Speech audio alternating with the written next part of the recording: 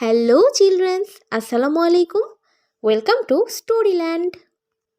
আজ আমরা সিংহ এবং ইঁদুরের গল্প শুনব। তাহলে চলো গল্পটি শুরু করা যাক। এক দেশে এক বিশাল নিবিড় অরণ্য ছিল। সেই বন ছিল যেমন সুন্দর তেমনই রহস্যময়। চারিদিকে আকাশচুম্বী শাল, মহুয়া আর সেগুন গাছের সারি ছিল। লতা পাতায় ঢাকা বনের ভেতর দিয়ে বয়ে যেত সরু ঝর্ণা, যার স্বচ্ছ পানির শব্দে বনের নির্জনতা ভাঙত। সেই বনেই রাজত্ব করত এক বিশাল দেহী সিংহ। সিংহের নাম ছিল বাদশাহ। তার কেশর ছিল ঘন সোনালি রঙের, যা সূর্যের আলোয় ঝিলমিল করত। তার থাবা ছিল পাথরের মতো শক্ত। তার গর্জনে পুরো বন থরথর করে কাঁপত। বাদশার ধারণা ছিল এই বনে তার চেয়ে শক্তিশালী আর কেউ নেই এবং কারো সাহায্য তার কোনোদিনও প্রয়োজন হবে না। অন্যদিকে সেই বনেরই এক পুরনো গাছের শিকড়ের নিচে বাস করত এক চঞ্চল ছোট্ট ইঁদুর। তার নাম ছিল চুচকি। চুচকি ছিল আকারে খুবই ছোট্ট, কিন্তু তার মন ছিল সাহসে ভরা। এক তপ্ত দুপুরে বনের রাজা সিংহ শিকার শেষে ক্লান্ত হয়ে তার গুহার সামনে এক বিশাল বটগাছের ছায়ায় ঘুমাচ্ছিল। এমন সময় ইঁদুরটি খাবারের সন্ধানে সেখান দিয়ে যাচ্ছিল। সিংহের বিশাল কেশর দেখে তার মনে হলো এ বুঝি মখমলের গালিচা।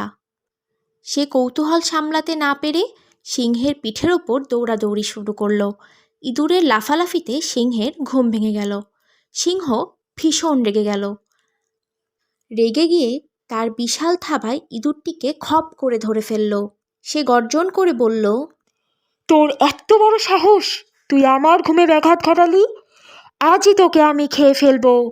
ইঁদুরটি ভয়ে কাঁপতে কাঁপতে মিনতি করল, মহারাজ, দয়া করে আমাকে ক্ষমা করে দিন। আমি ভুল করে ফেলেছি।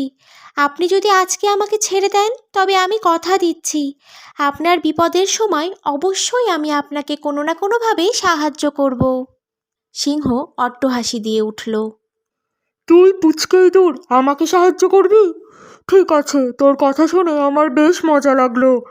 যা, আজ তোকে জীবন দান করলাম। কয়েক মাস পরে বনে এক শিকারী জাল পেতে রেখেছিল।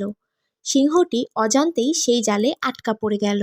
সে জাল থেকে বের হওয়ার জন্য অনেক চেষ্টা করলো, অনেক গর্জন করলো, কিন্তু কোনোভাবেই কোনো লাভ হলো না। সিংহের গর্জন শুনে সেই চুচকি ইঁদুরটি ছুটে এলো। সে দেখলো বনের রাজা বিপদে পড়েছেন। চুচকি সিংহর কানের কাছে গিয়ে বলল, মহারাজ, ভয় পাবেন না, আমি এসে গেছি।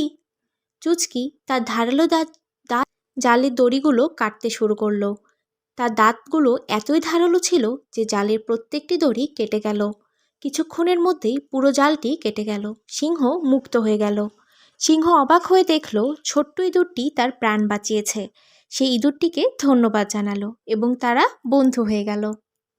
সো ফ্রেন্ডস, এই ছিল আজকের গল্প। আশা করি তোমাদের অনেক ভালো লেগেছে।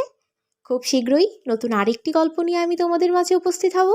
ততক্ষণ পর্যন্ত তোমরা ভালো থাকবে, সুস্থ থাকবে এবং আমার চ্যানেলটি অবশ্যই সাবস্ক্রাইব করবে।